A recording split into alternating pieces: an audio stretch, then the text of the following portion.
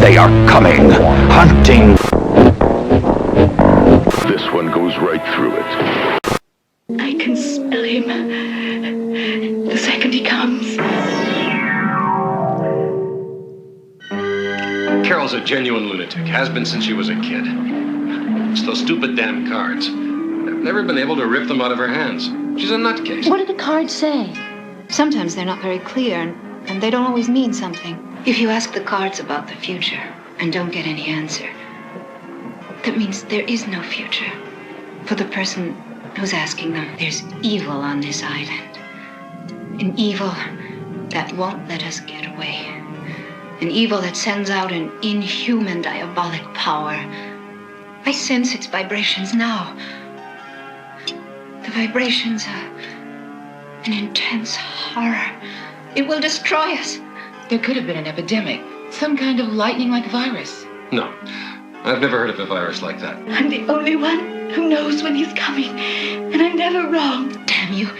It's your fault. Everything that's happening, it's all your fault. He's here. He's here nearby. I can smell him. How do you feel? A little dopey. And this is the brother, his wife, and his child, all killed in the shipwreck. A good-looking family, huh? Go away. Leave us alone. We haven't done anything to you.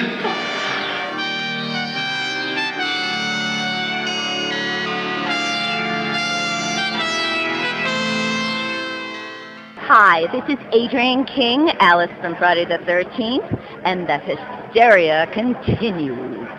Welcome back to the Hysteria continues even, episode 261. And this time we're headed off to Greek island for a little R&R and a little bit of cannibalism with the infamous video nasty Anthropophagus the Beast, a.k.a. the Grim Reaper, a.k.a. Eating Rosemary's Baby, which that title will become clear later. It's not a real title, but obviously Tisa Farrow, who, of course, Zombie Flesh Eaters fame, is the sister of Mia Farrow, who was, of course, in Rosemary's Baby. And if I have to explain a joke, it's not very funny, is it, Erik?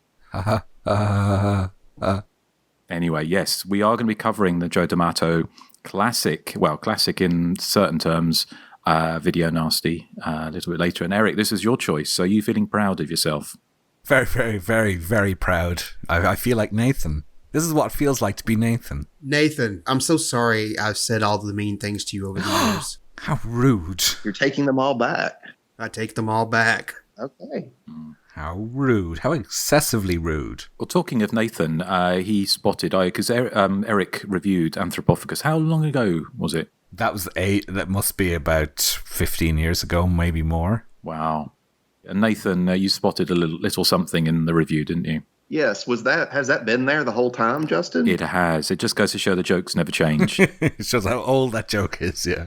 There's a scene, if you've seen Anthropophagus, which I'm sure you have, there's a scene where a tourist is listening on his headphones and then gets was it a hatchet to the head or I wrote something about him listening to Toya. But anyway, as I say, the jokes continues or not. So, and Nathan, how are you doing? I'm doing very well. I'm going to enjoy a 3-day weekend. Oh. And actually, I talked my boss into letting me work from home on Tuesday. So excellent. I even have a little bit longer time at home. Is that Memorial Day? Yes. Ah, okay. Is it going to be a massacre? Well, I was wondering, you guys, if you want, we could cover Memorial Valley Massacre again. I think I'd prefer it to what we're about to talk about. Hey! Erik, you know how I feel now. I do. I actually kind of liked Memorial Valley Massacre. Yeah. I did too. Excellent. Well, I'm glad you enjoy your 3-day weekend. And Joseph, how are you doing? Are you looking... Well, from what you said, it doesn't sound like you're looking forward to your trip to the Greek islands. I'll have to wake up before I can go. Well, it's always early. So if you are a regular listener to the Hysteria Continues, you know that for myself and Erik, it is a very civilized 1 p.m. in the afternoon. And for Nathan and Joseph, it's more like, well, not early morning, but it's certainly 8 a.m. coffee o'clock. So, okay, well, let's have a quick chat about what we've been watching recently. So, Erik, do you want to go first? Yeah, the only thing I've watched really of note is I saw the new Dario Argento film, Dark Glasses or Black Glasses. as it's also known. I can't remember the actual Italian title. I didn't write it down here. But so this is his first film, I think, since Dracula, which was 2012. So it's the first film in a decade.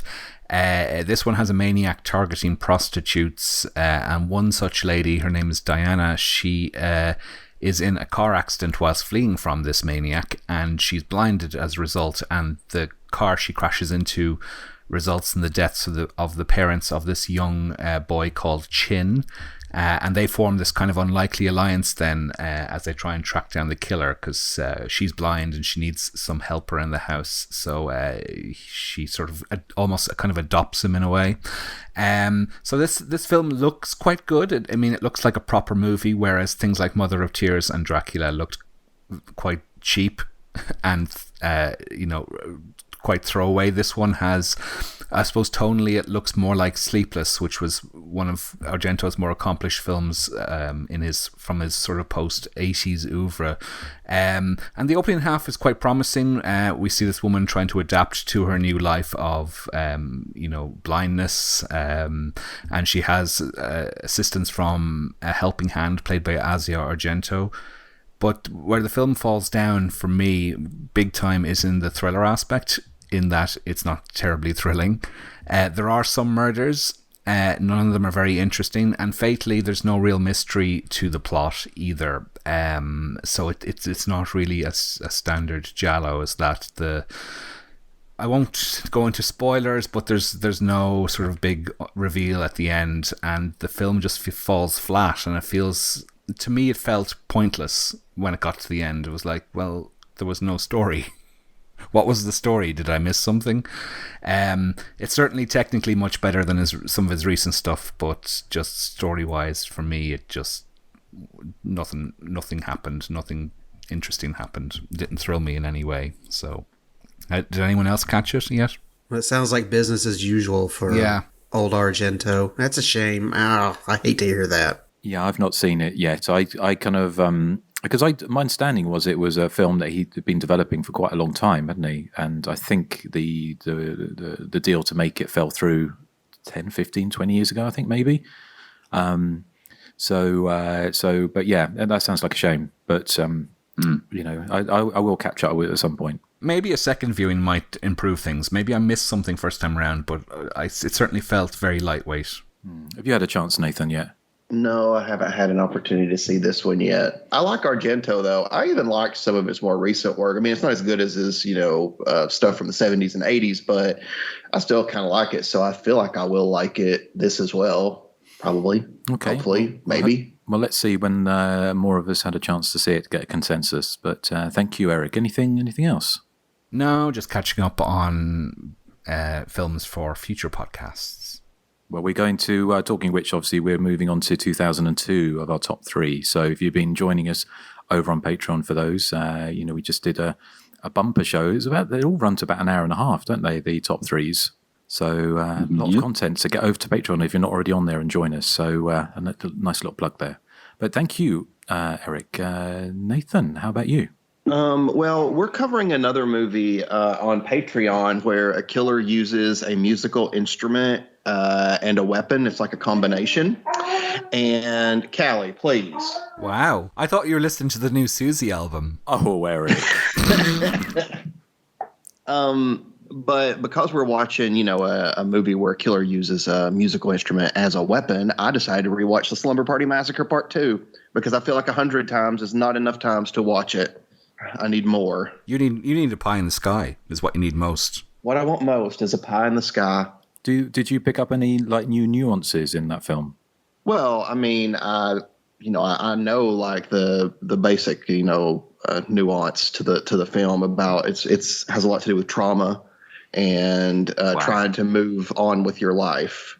Wow. Okay, yeah. Deep man, deep. But your trauma kind of holds you back. That's Courtney's trauma from the first movie.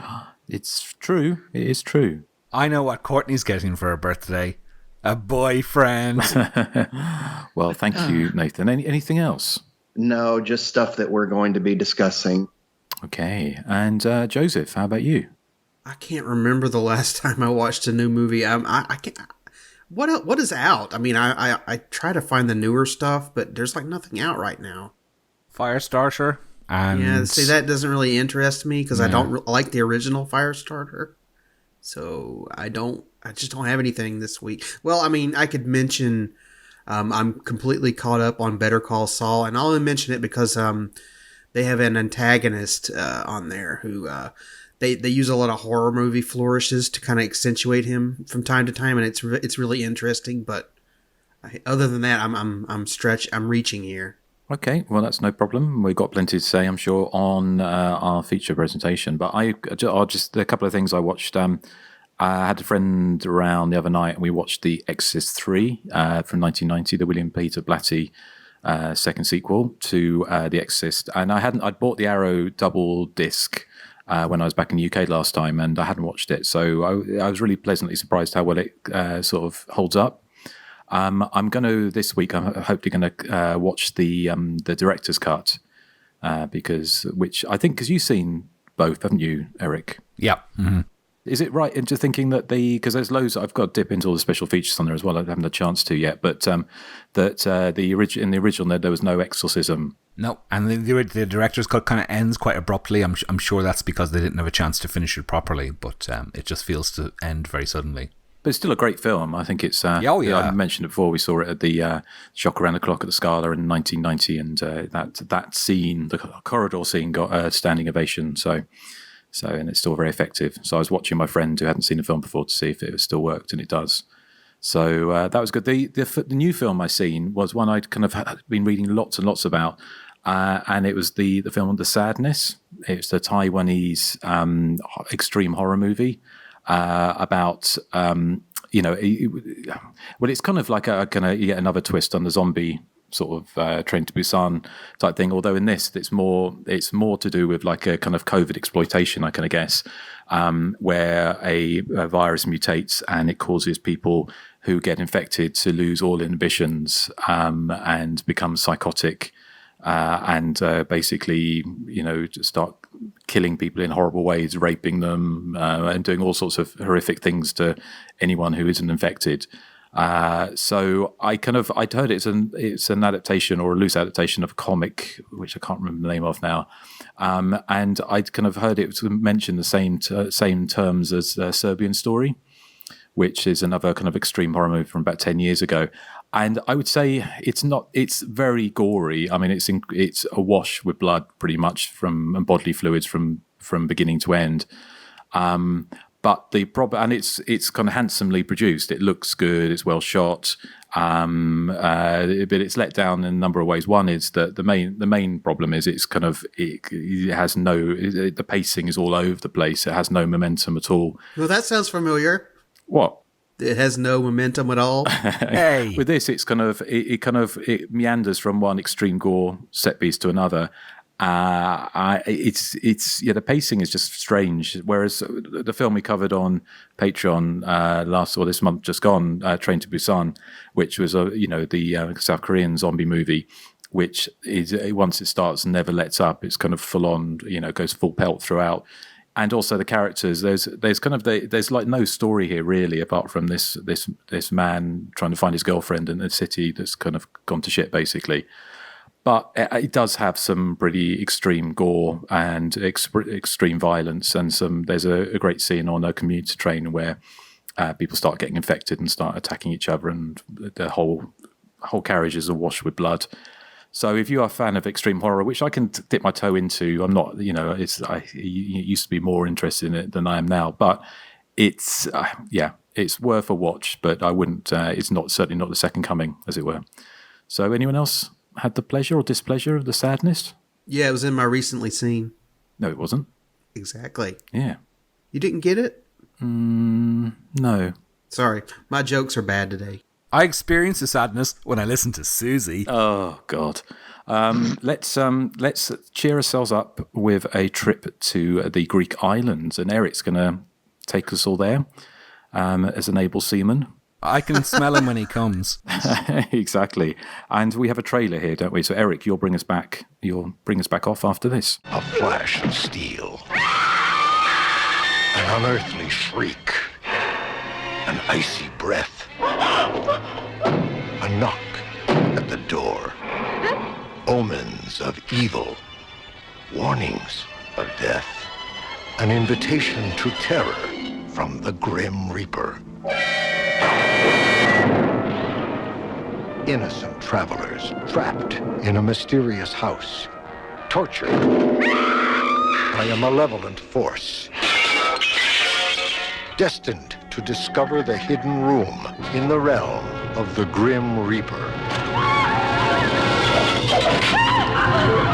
One by one, he tracks them down. One by one, they disappear. One by one, they come face to face with the ultimate terror.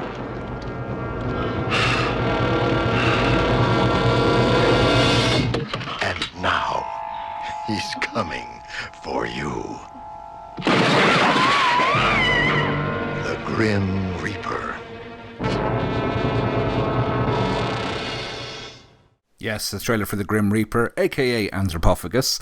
Sorry, Eric. I just gotta say I'm so glad I was on mute during that trailer. Why? Because I laughed 100 times. It does make it sound like an action movie. No, I'm talking about he's coming face to face. Oh, right, he's coming for you. Anyway, this is from the back of the 88 Films Blu-ray. Perhaps the most notorious video nasty of all time, Anthropophagus is back to deprave and corrupt a fresh wave of horror film viewers. Now you're going to love this next sentence, Joseph. Joe D'Amato cemented himself into genre film history with this slickly directed and sinisterly suspenseful creature feature, which has some unprepared tourists arriving on a desolate Mediterranean island only to find themselves stalked by a silent, cannibalistic Neanderthal. So there we go. That's the blurb from Anthropophagus, which is slickly directed and suspenseful. There we go. You can't deny it is slickly directed. Yeah, I've seen a few sleep medication commercials in my time, but this was the best. Harsh, I think. So this is the notorious Joe D'Amato cannibal slasher set on a secluded but unnamed Greek island. The plot is very basic. 6 people travel to this island, find it deserted, and then they start getting killed off one by one by this very tall man who looks like he's been made up as a very cheap Klingon. So to the 14-year-old me, when I started getting into horror films, this was one of the most tantalizing sounding films ever. I was conjuring up this kind of wall-to-wall disturbathon, and total gore fest. However, when I did catch it, probably in the early 90s, I would say, on a really bad nth generation VHS dupe, I was struck not by the mayhem on display, but rather by the languid pace of the film. This was my first experience of a Joe D'Amato film, and it was probably quite early on in my Italian exploitation movie watching. And I'd probably seen a couple of Fulci films and maybe a couple of Argento ones at this point, and this one couldn't help but pale in comparison. Its reputation had very much preceded it for me, and rather than being the wall-to-wall gore fest that I had imagined in my head, it had a small handful of scenes that had gooey effects that maybe amount to about 90 seconds out of a 90-minute runtime. I kind of appreciate it now, though. And oddly, I kind of like the first half more than I like the second half of the film, which is quite I think it's the polar opposite to most people's reaction to Anthropophagus. The first half isn't exactly action-packed. I do love the opening with the German couple on the beach, and there's that guy wearing those absurdly large headphones. Even by 1980 standards, those headphones are obscenely large. He might as well have sellotaped 2 hi-fi speakers to his head. They're that large. But he does get the first sort of gore scene in the film where he gets the meat cleaver to the face, which is where, and Justin has captioned it that he's listening to Toya or something. Anyway, it does take a while before the next scene of terror occurs, but we do get lots of sort of fun elements leading up to that. A tarot card reading scene that's it's quite laughable. I also love the scene where the pregnant woman sprains her ankle getting off the boat and nobody seems to care. she sprains her ankle, and they're all like, "Oh, you'll just have to sit there and put your foot in a bucket. We're off. Bye." I mean, she doesn't seem to complain, in fairness, but it does lead to her accidentally putting her foot into a bucket that has a really fake-looking severed head in it, which always makes me chuckle as well. I kind of like the travelogue nature of that meandering first half of the film, where that piece of music that sounds like Zorba the Greek, it just plays incessantly. It's kind of torturous in a way, but also kind of funny.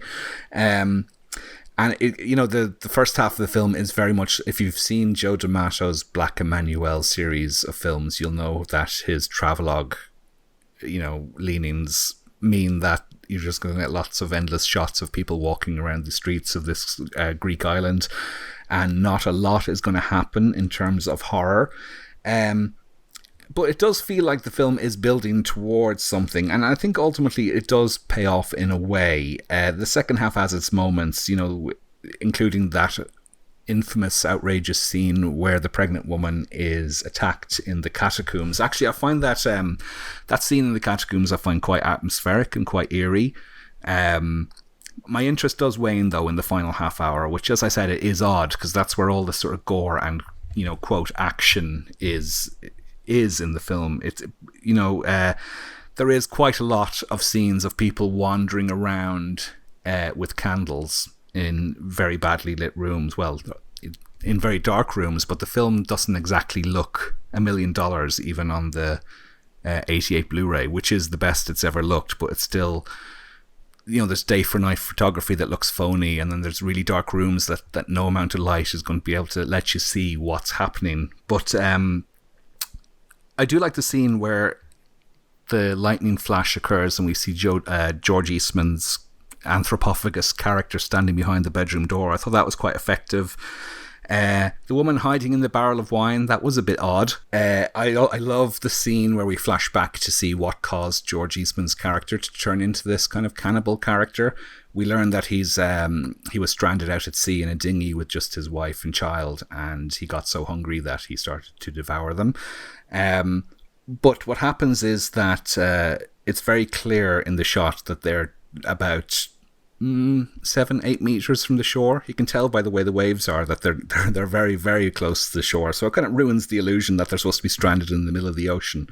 So overall, I mean, I feel the film both fails to meet expectations that I had as a 14-year-old, but it also kind of exceeds them in that I've read many reviews since, and I know that Joseph is going to probably reiterate what a lot of reviews say, and that the film is deathly boring.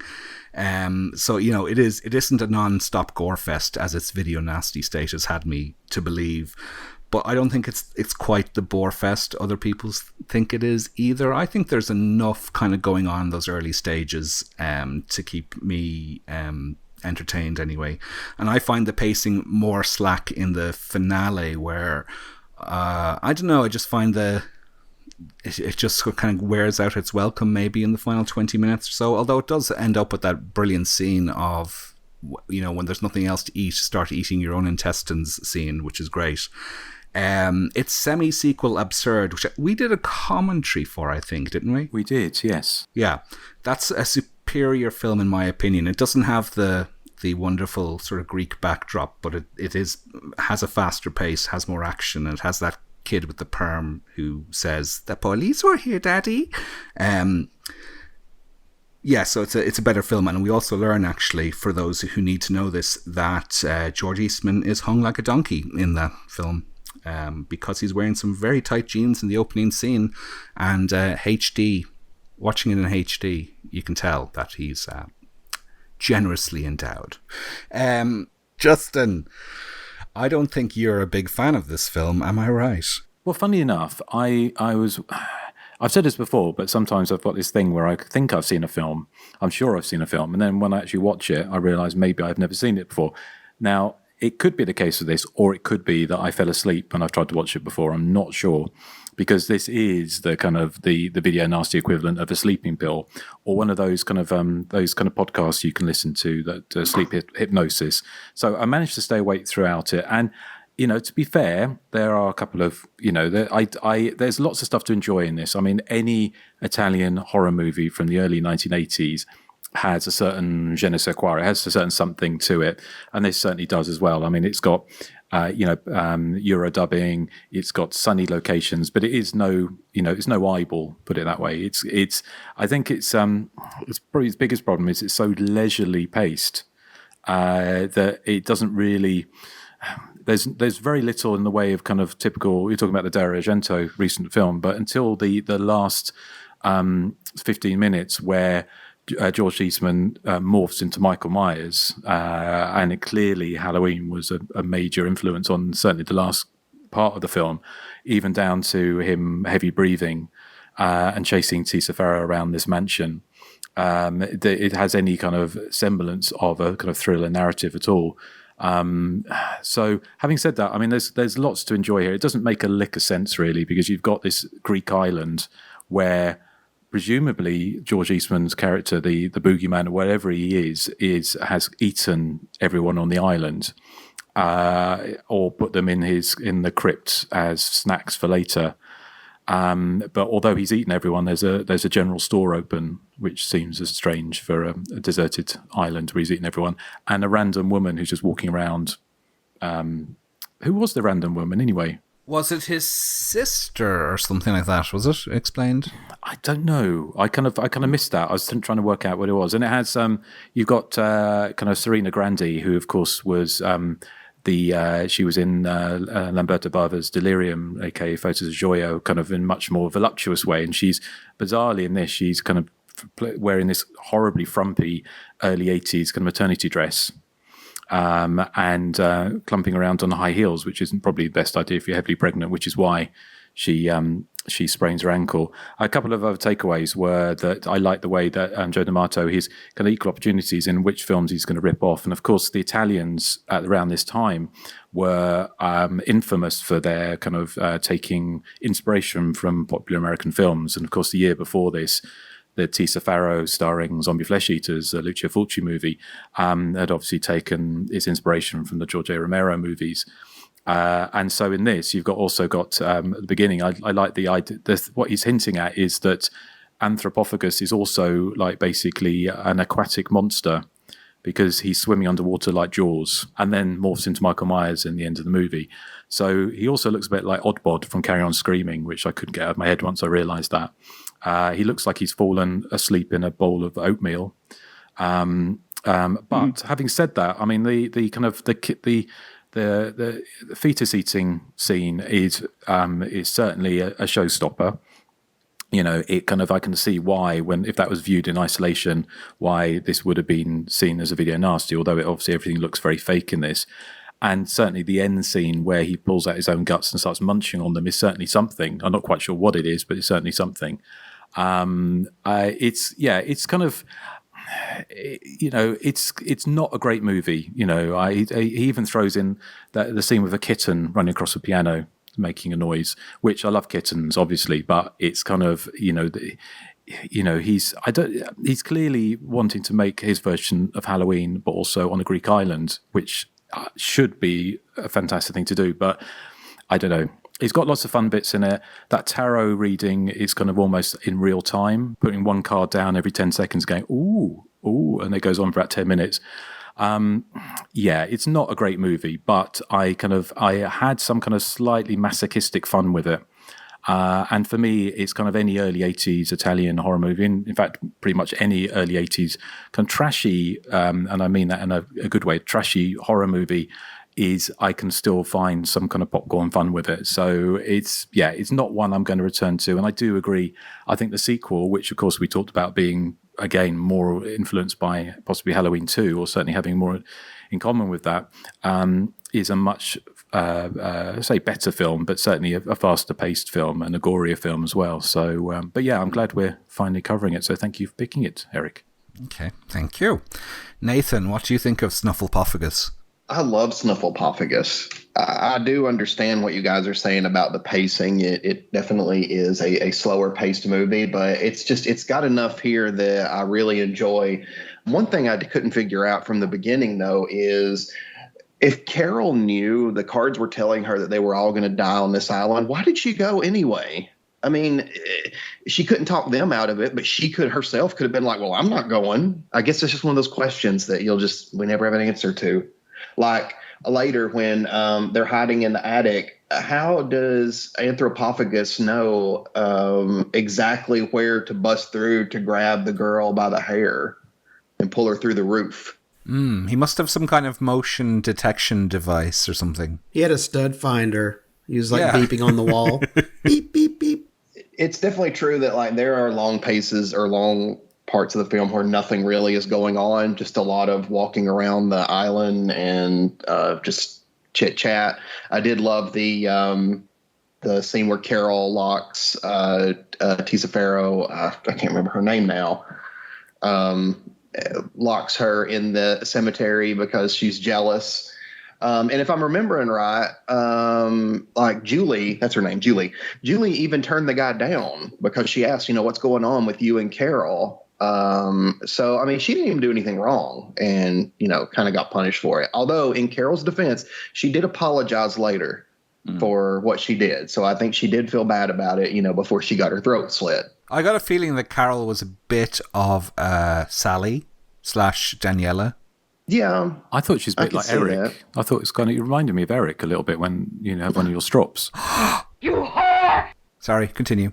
But yeah, I love the movie. I think it's a lot of fun. It's very over the top, ridiculous. The scene where he eats his own intestines, was definitely memorable. I actually really like the scenes at the end around the well when he's menacing Julie, and she's like kind of got that rope like wrapped around her arm and she's hanging in the well and everything. I think that's actually a pretty suspenseful moment. And like you said earlier, there's the scene where he's in the room and the lightning strikes and you can see him there. That was a really good moment too. But it's I think that, like you guys, the sequel is probably the better film because I think it's paced better. Like it's paced, like with the killings throughout and everything.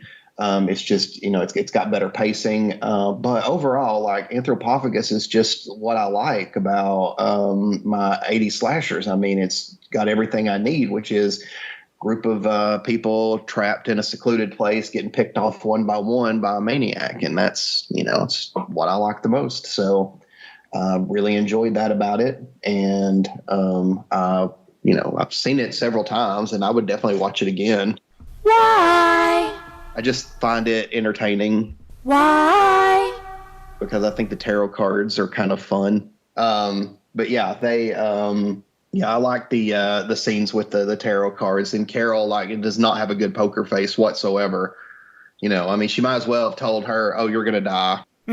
I know. But anyway, no, I love it. I love the movie. So yeah, thumbs up from me. Excellent. Joseph, are you awake? Rock-a-bye baby on the treetop. As you know, I may have said this before in the past, but I have sleep issues. Like I suffer from sleep paralysis from time to time. But I had the best night's sleep I've had in years last night, let me tell you. No, I mean, I like the gore stuff in this film. I think there's some really good effects here, and I don't know. I was searching for symbolism in those effects because at the end of the day, they are just effects, and I need some form of momentum or suspense or, characters I like. And I did kind of like the characters here, but I just felt like this had to be the most unevenly or I guess sluggishly paced movie I've ever seen in my life. I was laying on the couch watching it and I got about 25 minutes into it and I started dozing off. So I was like, okay, I need to sit up. So I sat on my recliner and for some reason, I don't know how it happened, but I found myself reclining back instead of sitting up watching the movie. So I dozed off again. So finally I went and sat in my office chair and I forced myself through the rest of the movie. And it's got some great scenery, like I said, great effects like you guys have mentioned already, but I don't know, a movie that can put me out 3 times and then I actually have the best night's sleep I've ever had. Maybe I should give it a thumbs up. I don't know. Well, it's a good endorsement for people who having sleep problems. No, the thing is that I don't really remember much about it other than those kind of standout moments where, he's munching on his own guts or ripping out a fetus from somewhere. And I did like the finale where they're near around the well. I don't know, like you said, I mean, this movie's just like a travel log. It's people wandering around doing next to nothing. And that's what I got from it. Did you not like the scene that went on for about 10 minutes of Tisa Farrow walking around with a candle, going from room to room? Well, I was kind of interested in the flame, how it danced. Yeah. How it found entertainment and all this, but no. Yes, the flame signified us, and the candle was... burning out. Yeah. Deep. No, no, I don't want to trash on it too much. It's just, I just found it boring. That's the long and short of it.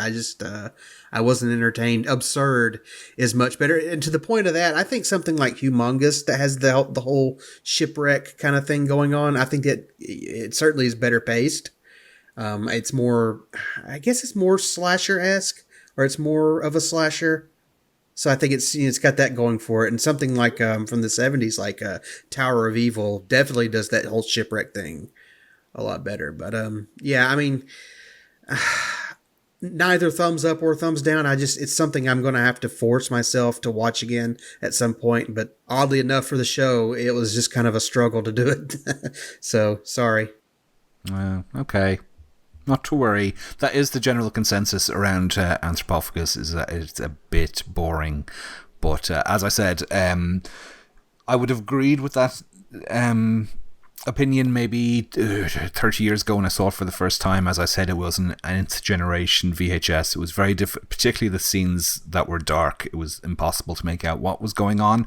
But since I have acquired it on Blu-ray, I've got a new appreciation for it. It looks a lot better. It still doesn't look $1,000,000. Yeah. It's still very grainy. Yeah, I was going to say, if you better have the uncut version, because like those old VHS things, they're useless without all the gore. I mean, absolutely. They're coasters.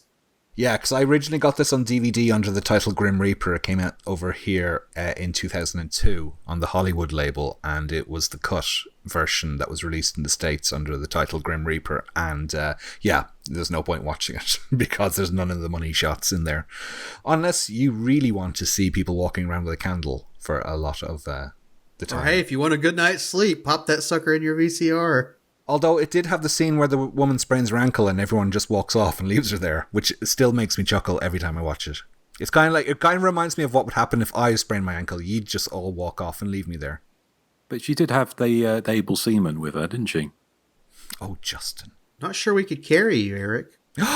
We just need to get a chunky Kit Kat on a bit of string and drag it behind us, and you'd hobble after us. Yeah, see him hobble. He'll hobble after that. Well, I'm just thinking, like, if I was Anthropophagus, like, if I'd gone, like, I can go, and this is going to astonish you, I can go at least 10, maybe 15 minutes without a chunky Kit Kat. How good is that? But, I mean, if I was stranded out in the middle of the ocean, I would have to start eating things and people. And the dinghy, probably, as well, I'd have to eat. You wouldn't try, like, to fish or anything? You wouldn't try to, like, go fishing? Nah. But also, wouldn't you have just got out of the boat and walked to shore? I probably would have, yeah, and gone to the shop and got myself a chunky Kit Kat. Yeah. So, any other thoughts on Anthropophagus, or will we go into background? Well, do you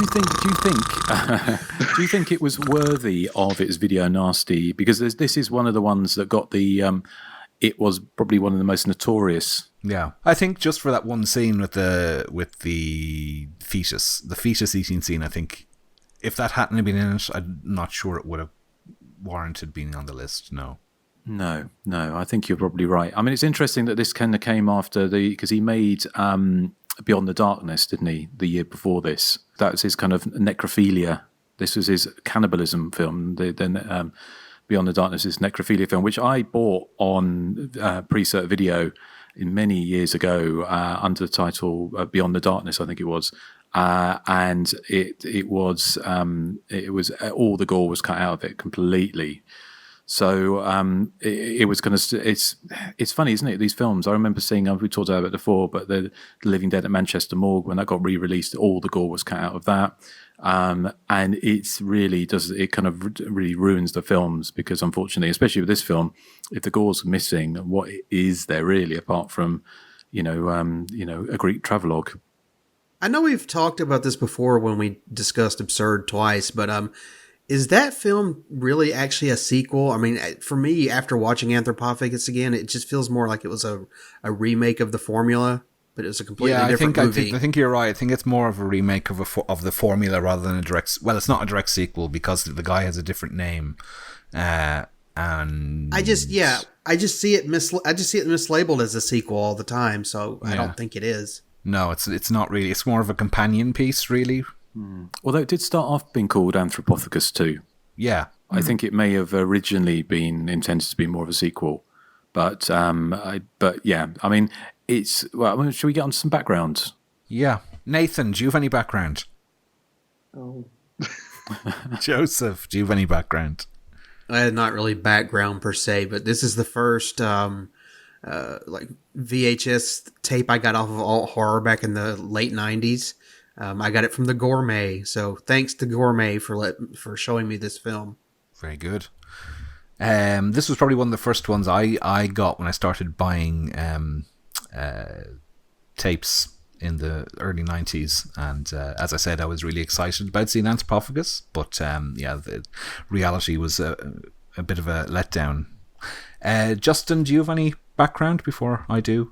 Yeah, well, I'll go through a few bits, but I won't go too much because I know you probably got quite a lot. But I was going to say that it was, I couldn't find any evidence it got released onto cinema in the UK. So when I looked it up on the BBFC website, which is the UK censor board, it had it down under the title The Savage Island. And they called it a 1980s slasher movie about a group of friends who take a holiday on an island where they are tormented and killed. So it was infamous for being a video nasty. It was released uncut, because I'm sure if you're listening to this, you're au fait with the whole video nasty thing. But the reason why it became such a big thing partly was that there was a kind of Wild West year or two, where any film that was released at UK cinemas had to go through the censor board and given a certificate or outright banned, or they insisted on cuts. Whereas the law hadn't caught up to videos when they came out originally, that films were released without a rating, basically. So they didn't go through the BBFC. So some people thinking they could make a lot of money, considering obviously the gory horror films were very popular in cinemas at the time, so in Italy, elsewhere in Europe and in the United States, that they released films like this uncut onto VHS.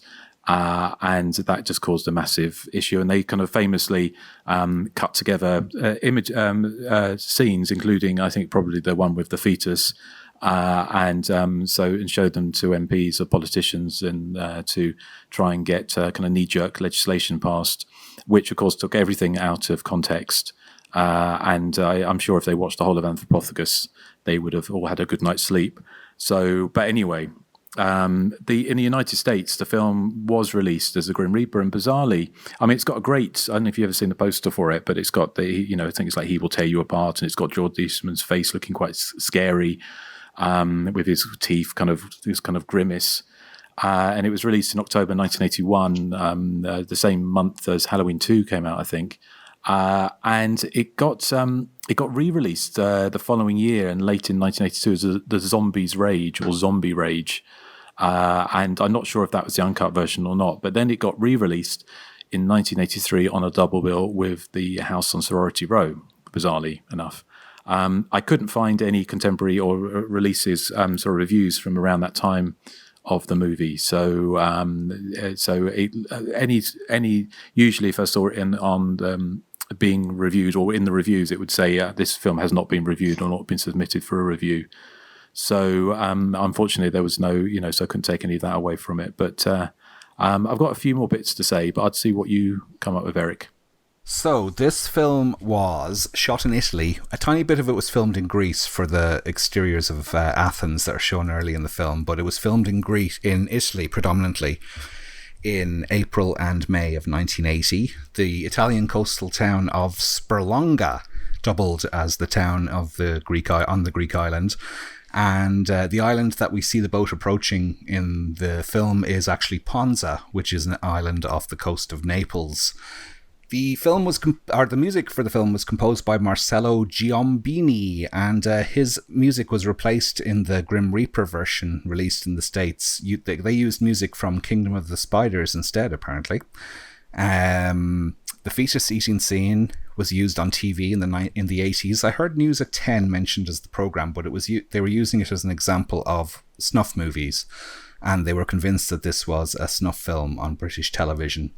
And they used that scene from Anthropophagus. The AKAs for the film, you've mentioned a few of them, Justin. The Savage Island is actually the title that appears on screen on the 88 film's Blu-ray.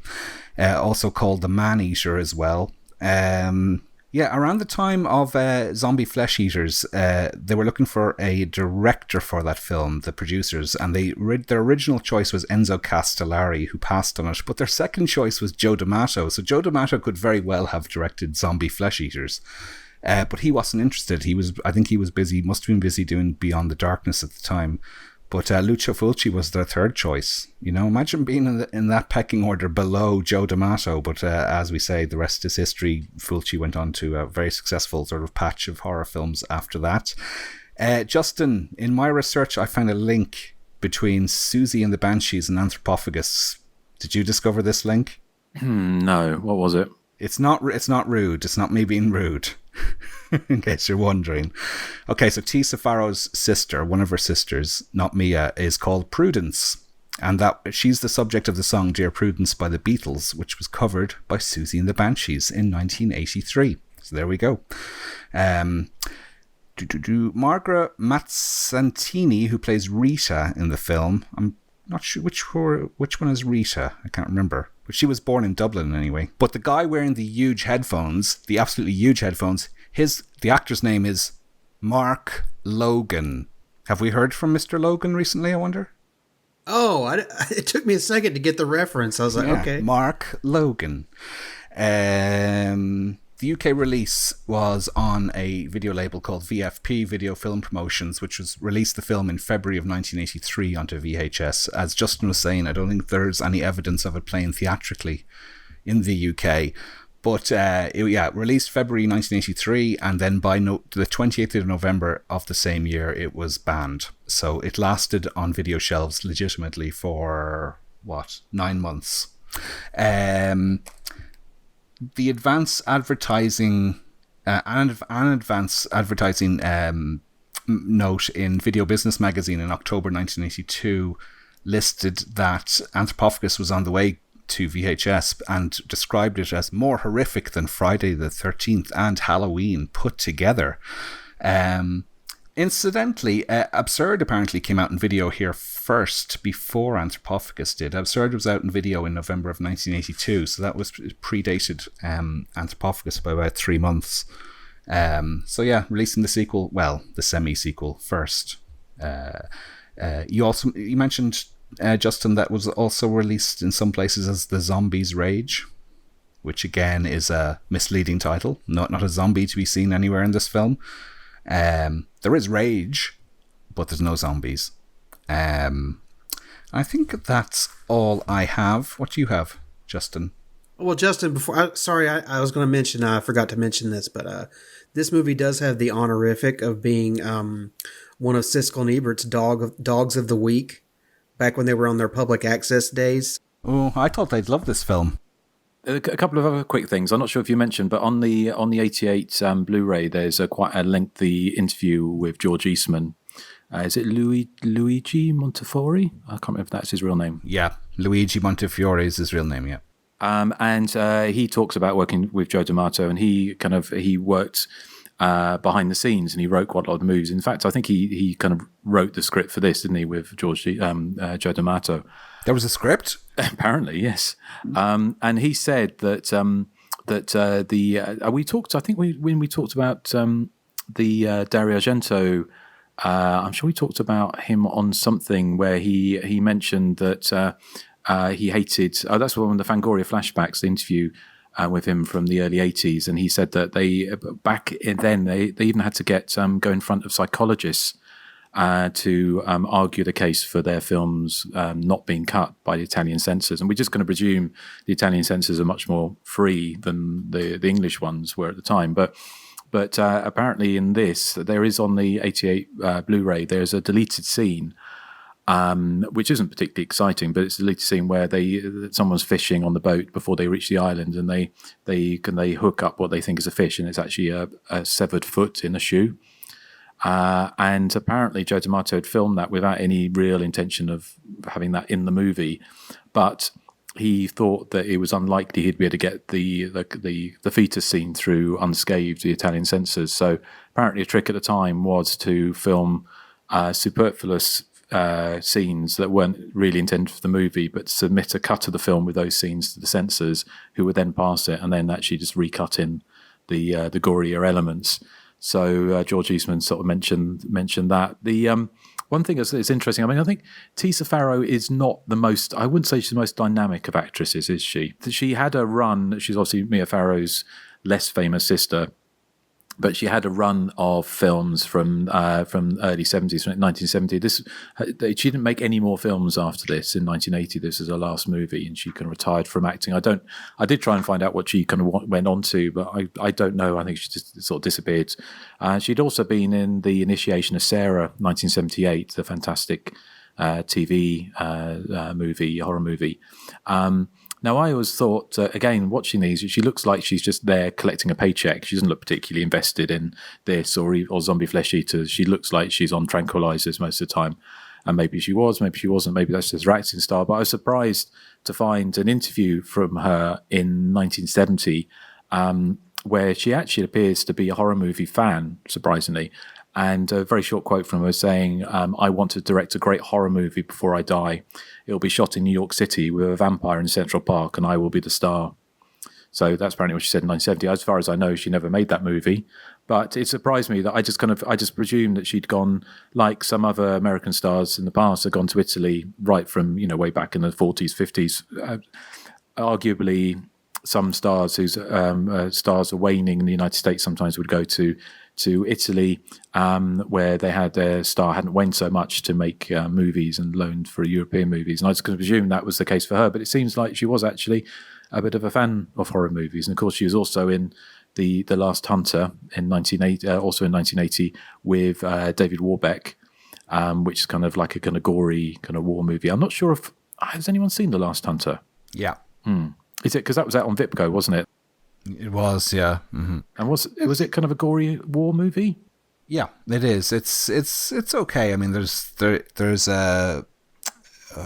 deer hunter type Russian roulette scene that's quite gory in it, and it has tiny little elements of the cannibal kind of movies, with people being submerged in cages in swamps that are littered with snakes and leeches and gooey stuff like that. So it's not bad. But yeah, so I say what she went on to do, I don't know, but obviously disappeared sort of quietly from the horror movie scene and acting in general. And lastly, I was to say that because obviously Joe D'Amato, the George Eastman interview is really good on that 88 films. So if you've got release of this movie, and it also goes on to so I'll say obviously Joe D'Amato went on to make something like, it was over 100 or a couple of hundred hardcore porn movies after this, and he made Porno Holocaust with George Eastman. I think George Eastman said he went to Columbia or wherever they filmed the movies, and he didn't actually know they were going to be hardcore movies. He didn't actually do any of that stuff, but he kind of so when the kind of the horror boom sort of failed, as in it kind of went out of vogue, Joe D'Amato kind of got into more sort of hardcore porn movies. Well, that's I think all we've got on Anthropophagus, the beast. So what was the consensus, Joseph, on the forums on this one? Oh wow, this is crazy. Some of the movies we've discussed recently have gotten kind of low numbers, but what would you guys think this one got? Like, how many comments do you think it got? 6. 12. Okay. Nathan, what do you think? League of Gentlemen. 17. An unexpected 126 comments on Anthropophagus. Wow. Yeah. That is insane. This is across Twitter, Instagram, and Facebook, by the way, just for context there. But from that, David J. Gehrig, ooh, it's a palindrome. He writes, just watched this with Joe Bob. What a flick. After hearing you guys mention it in passing so many times over the years, I could have sworn you had already reviewed it. I guess that was absurd. I was expecting it to be way more ridiculous, but in fact, I found it pretty effective. It's got a bunch of legitimately scary moments, from jump scares to the creepiness of George Eastman's beastly visage. The gore effects were disgustingly unsettling, and the overall mood is dark and creepy, at times reminding me of Shockwaves. Now that's a great film right there. It feels like an Italian zombie meets cannibal film at its heart, but the singular threat puts it firmly in slasher territory. Pure Euro trash entertainment at its best. DJ says check it out, 4 stars. Wow, that's a high rating there, David. And Alex Bovenstein writes, I've watched it many times over the years because I remember the highlights, but forget how crazy boring it actually is. So you can follow us on Facebook, Instagram, and Twitter. And hey, when you're there, you can leave some comments on the movies we pick. Listen on Apple, Spotify, YouTube, and about 1 billion good and bad podcatchers. We're also on Patreon with well over 100 exclusive episodes. We have no intention of slowing down anytime soon with our upcoming commentaries, starting with Friday the 13th. That's going to be fun. Feedback and all that nonsense can be lobbed our way via the Hysteria Continues at gmail.com. Excellent. And we do have a bit of feedback this time, so we'll get to that. But after, talking of insanely boring. It's my joke of the week. It's so freaking fantastic. Did you hear about the monologue that Joe D'Amato did comparing this film to Manhunter? It was a cannibal lecture. Cannibal lecture.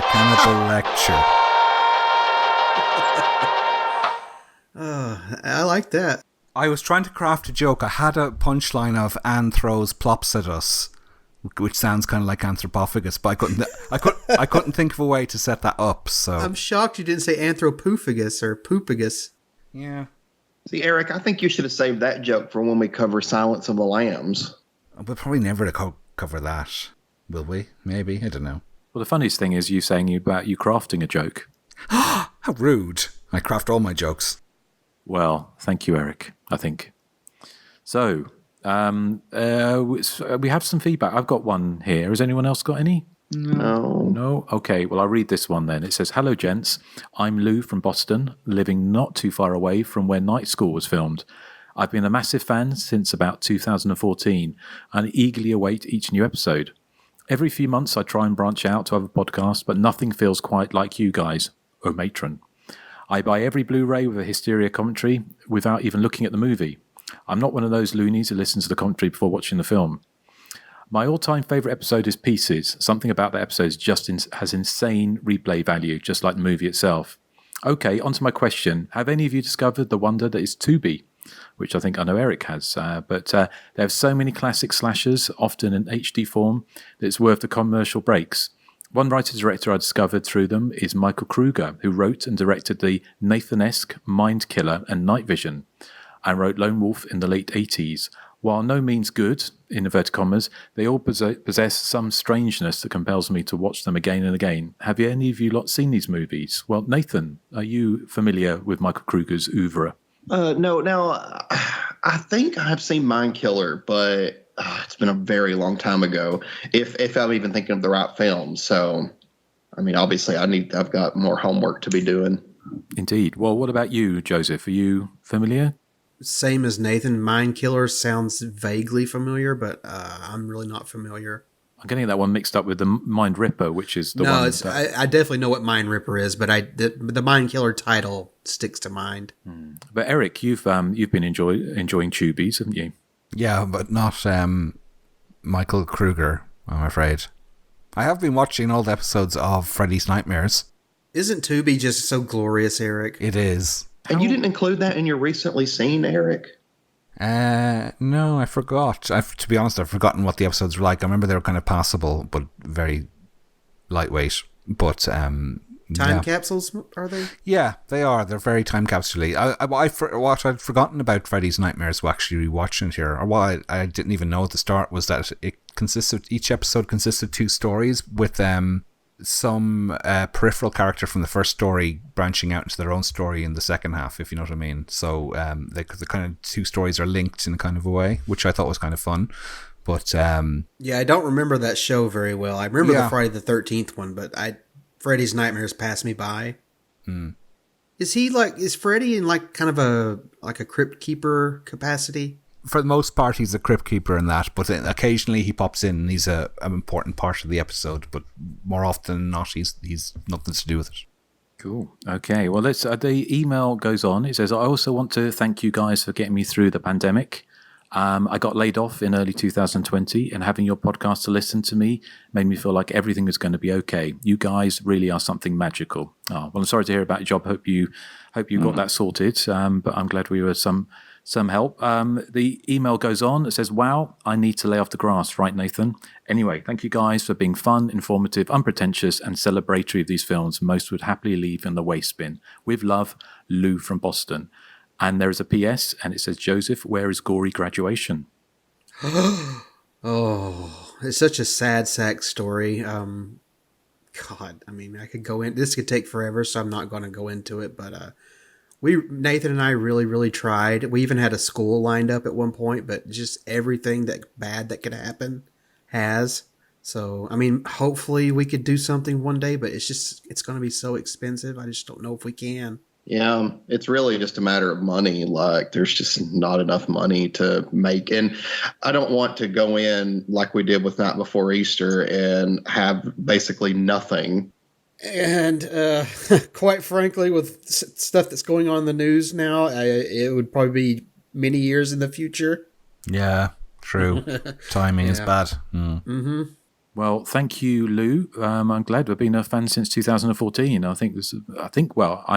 We have had this 261 episodes so far. So, but no, thank you, Lou. And if you do want to write in, then please do, because obviously we'd love to hear from you and what we're doing right and what Eric's doing wrong. We need to know so Eric can improve, if you can.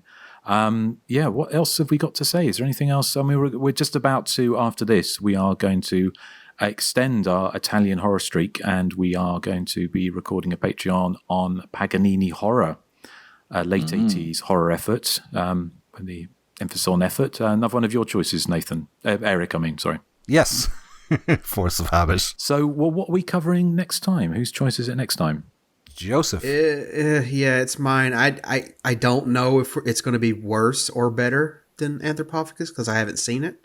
And I don't think any of us have seen it. It's a listener pick from the same shithead who asked us to cover Axum. Yeah. Not David C. Molay. Yeah, and he will be a guest on the show, and he wants us to cover the 2013 film Babysitter Massacre. I think a friend of his directed it. And from what I understand, well, I'm not going to say anything, but it just seems like it's kind of maybe a slightly better indie than what was going on at the time. So who knows? Well, if that hasn't compelled you to listen, I don't know what will. Yeah. Well, I'm sure we'll have fun with it anyway. So it's always good to have David on the show. And what are we playing out with, Eric? We are playing out with the wonderful Toto Coelho and their 1982 hit single, I Eat Cannibals. Oh, yes, I remember that one. So excellent. Okay, well, thank you for listening to Hysteria Continues. And I hope you enjoyed the episode. And so we'll be back with Babysitter Massacre next time. Join us over on Patreon if you want to hear us talking about our top threes and also some all sorts of interesting stuff. And so we've got the Friday the 13th commentary coming up soon. I'd like to do, actually, I was thinking I'd quite like to do a commentary for Humongous, actually. That would be a fun one to do, wouldn't it? Actually, I have a list going, and that's on my list. Yeah. These kind of commentaries we're going to be doing for Patreon exclusives, it gives us the opportunity to cover films that we would never be able to cover. And also, we don't have the, there's no censorship, put it that way. Yeah, I feel so terrible because when we did Humongous so many years ago, I shit all over that film, and I feel terrible because my opinion has completely changed. Finally, I'll get to rectify that. It's going to be so great. Should we do a commentary for a robot song? Yeah. Excellent. Okay, well, we'll catch you next time. And so, well, thank you for listening, and say goodbye to the good people. Until next time, goodbye. Until next time, goodbye. Until next time, so long. Goodbye, all you beautiful people. I